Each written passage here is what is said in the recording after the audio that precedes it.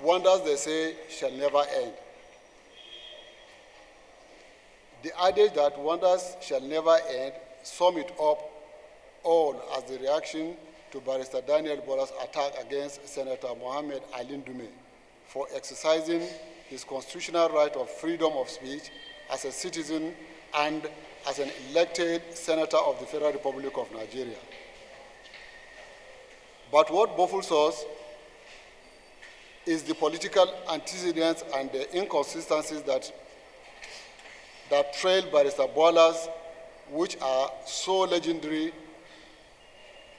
to wonder about the newfound love between him and the president he has poured scorn on in the past.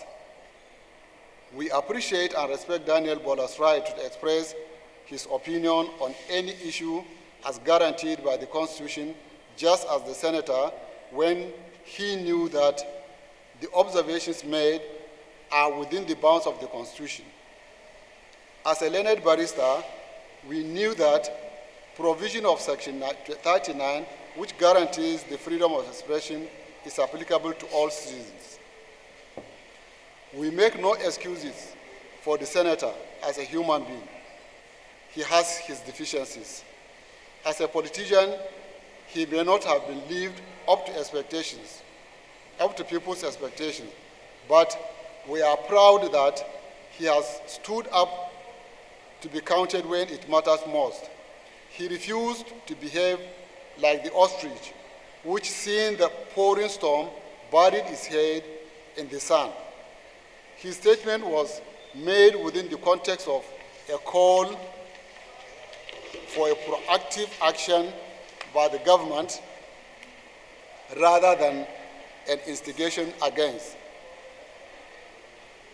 He would have kept silent and enjoyed the privileges bestowed by his office as he wished, but as a politician to whom the welfare of his people is always of utmost concern and conscious of the burden imposed on him by history, he never forgot the words of Frank Fanon, the Algerian revolutionary, who said, "The future will not pity for those who possess the exceptional privilege of being able to speak word of truth, have taken refuge in the attitude of indifference and sometimes cold complicity."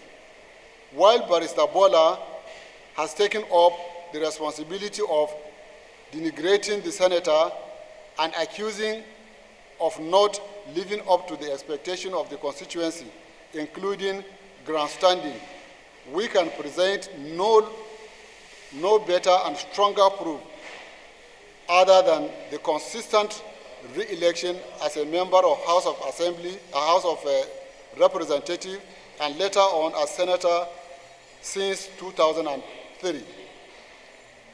The senator has empowered many constituents, but as a person not being given to public-private dispute of generosity.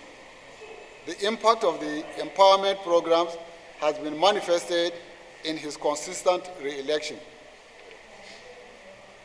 There can be no better testimony than this. If Daniel Bwala feels otherwise, he is free to brave the field. After all, 2027 is not far.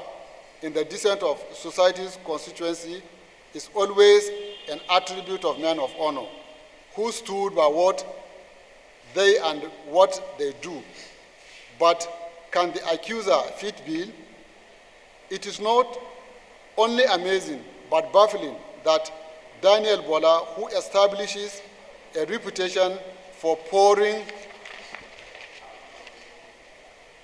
scorn on President Tinubu, is trying to be his ardent defender. He has forgotten that yesterday was not too far.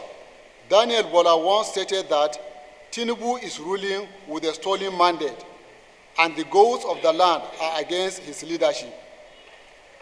The question to be asked is, have the goals recanted on it, or is it Daniel Bwala that did, but for other considerations?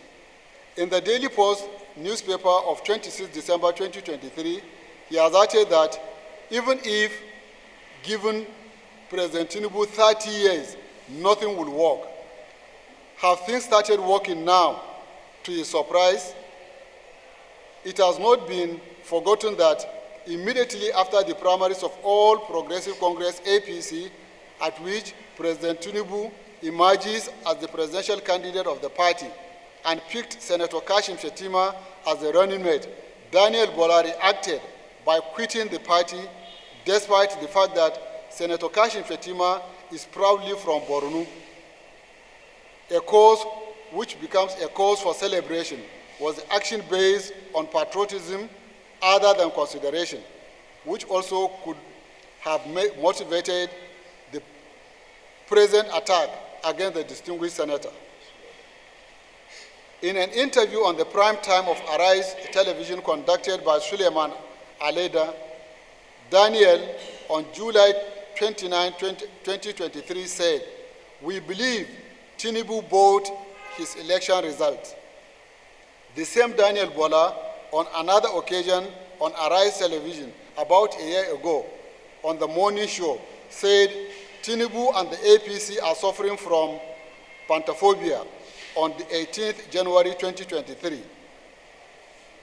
With such an inconsistent political career guided by personal consideration rather than patriotism, could anything be of reason, or is he looking for patronage?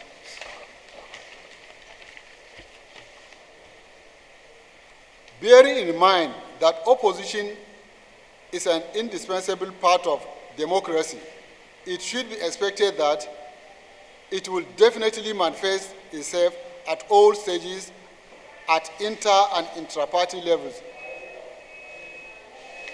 Internal dispute resolutions could have been used to settle the inter-party dispute.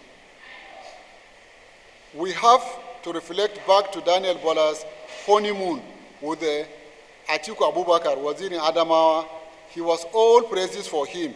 Now that the chips are finally down, he has abandoned him and has taken upon himself the unofficial role of the spokesman of the presidency and regular visit to the villa. But can a leopard be trusted to change his spot? Senator Mohammed Ali Ndume has been consistent in his political career and has been bold enough to accept his mistakes when and where pointed out. Public interest rather than private has always charged his political cause. This cause and devotion for his constituents has determined his political career over the years. We bear testimony that President Tinubu has done excellently well, especially the local government financial autonomy, the Northwest and the North and the Southeast Development Commission, as well as the new minimum wage. Our candid prayer are as follows. 1, the Senate should revert back to status quo on the injustice done to Senator Mohammed Ali Ndume. Number 2, the party should allow and encourage credible legislation and good governance. Number 3, the party should encourage the government to focus on people-friendly policies which will attract development at all levels. Number 4, the government and the party to seek constructive opinion as an advice to audit and evaluate governance. The issue of Senator Ali Ndume to leave the party does not arise. Any political party or marketplace or city does not grow without strangers. Senator Ali Ndume is not a stranger in APC. He's one of the pillars that formulate APC right from inception to today. And as I rightly pointed out in our prayers, constructive opinion is not as if you are disgracing anybody. A constructive opinion is for you to sit tight and do the needful so that the people of the country shall benefit from all the democratic dividends as we are expecting. Any other question?